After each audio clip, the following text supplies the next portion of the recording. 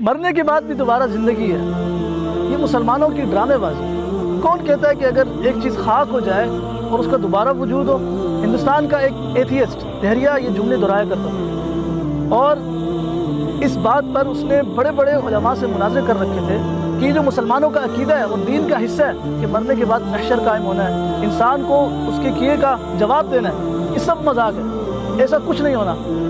ایک دفعہ یہ دہریہ سبزی خریدنے ایک سبزی فروش کے پاس جاتا ہے۔ یہ جو سبزی فروش ہوتے ہیں، یہ جو مزدور طبقہ ہے ہمارا، یہ بڑے سادہ صفت لوگ ہوتے ہیں، اپنے کام سے کام رکھنا، کسی کو تنگ کرنا یا کسی کو ایذا دینا ان کی فطرت میں ہی نہیں ہوتا، بڑے اچھے لوگ ہوتے ہیں۔ وہ سبزی فروش جس طرح کی ہماری پرانی روایت ہے، صبح صبح دکان کھول کے جھاڑو لگا رہا تھا اور ساتھ میں اس نے ایک ٹیپ ریکارڈر چالو کر رکھا تھا جس میں ایک عالم لکیلی وہی بیان کر رہا تھا کہ مرنے کے بعد محشر ہے، زندگی ہے، انسانوں اس دنیا کے اندر اس کی تیاری کرو۔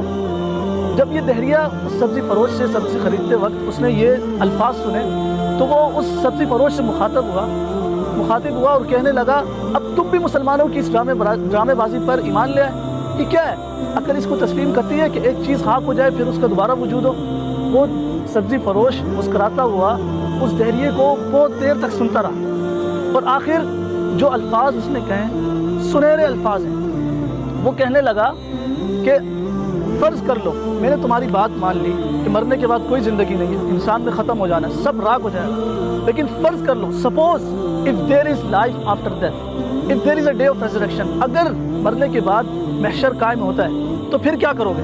میں نے اگر کچھ عمل کیا ہوا تو میں کامیاب ہو جاؤں گا، اور اگر تم نہیں کچھ کر کے گئے تو تم کیا جواب دے گے؟ تو تم خسارے میں ہو۔ اس سبزی فروش کے یہ الفاظ اس دہریے پر اتنے لگے اور اس کے دل پر ان الفاظ نے اتنا اثر کیا کہ وہ اسی وقت اسلام لے آیا، اس نے اسلام قبول کر لیا۔ اگر انسان کے دل میں ذرہ برابر بھی ایمان کا نور ہو تو وہ اگلے پر اثر کرتی ہے۔ اقبال کا ایک شعر ہے، دل سے جو بات نکلتی ہے اثر رکھتی ہے، دل سے جو بات نکلتی ہے اثر رکھتی ہے، پر نہیں طاقت پرواز مگر رکھتی ہے۔